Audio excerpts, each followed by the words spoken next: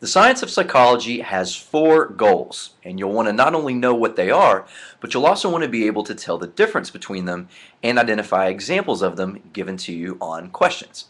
So the four goals are description, explanation, prediction, and control.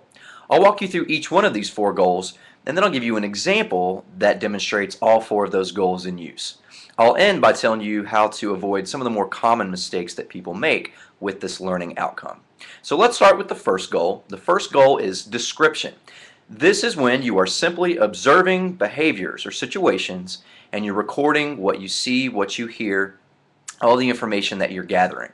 That sounds pretty simple and it sounds pretty easy, but you have to remember to not include any bias, any opinions when you're describing. You literally just want to record exactly what you are experiencing. So the first goal is description. If you're standing on the side of the street and you're taking notes about cars and behaviors that you see, how many cars stop at a stoplight or how many cars run through a stoplight, that would be an example of description. The second goal is explanation. This is when psychologists try to understand why something is happening. So they're looking for some theory. And again, a theory is just a general set of explanations or observations about some idea, trying to explain why something is happening. If you have road rage, like I do a little bit, not a lot, but a little bit, I tend to get angry when people cut me off in traffic, when people drive slowly in the left-hand lane.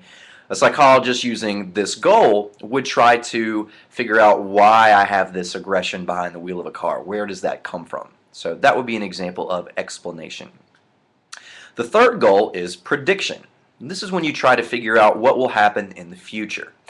Sometimes we'll take tests like the SAT, and these tests are designed with the goal of prediction in mind. The idea is we can look at how well you perform on this test, and that will allow us to predict how well you'll do in college.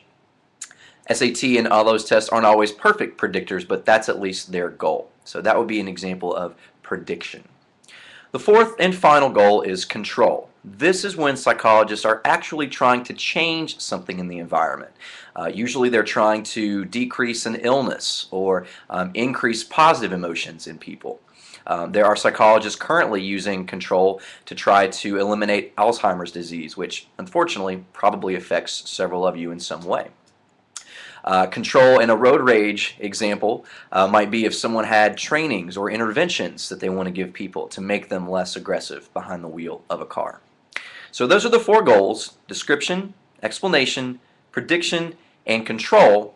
And again, not just enough to memorize them, but you'll want to know the difference between them. The easy way to do that is to think about the questions at the heart of each goal. Description asks, what is happening now? Explanation asks, why is this happening? Prediction asks, what will happen in the future? And control asks, how can this be changed?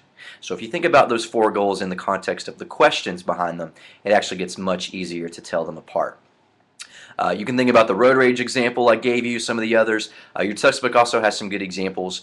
I'll tell you that the most common mistake that students will make with this outcome is reading too much into a question.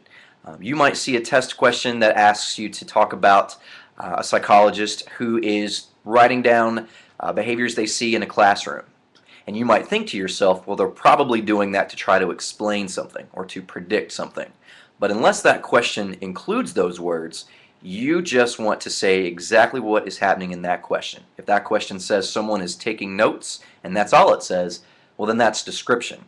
If they talk about trying to uncover why something's happening, that will be explanation. If they're trying to talk about the future, what might happen, that would be prediction. And again, if they're trying to actually change something, that would be control. So make sure you work with those practice questions and learn those four goals and how to tell them apart.